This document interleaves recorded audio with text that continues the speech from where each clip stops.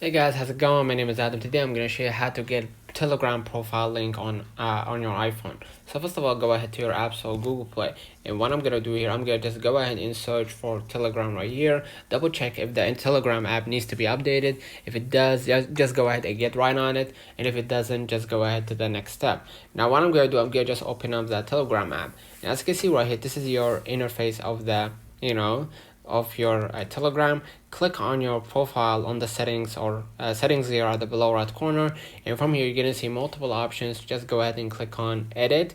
Oh, first, before you click on edit, there is the barcode right here. You can share easily with the barcode. That's an one option.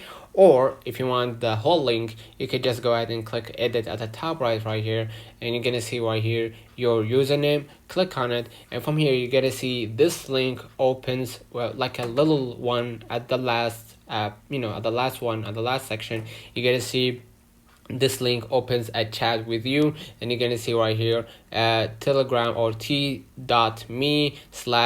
my username, and basically this is like my whole link, right? And if you click on it, and basically you can just copy the link, and now you get to share it with everyone. All right, let me know in the comments if this video helped you. Don't forget to like and subscribe.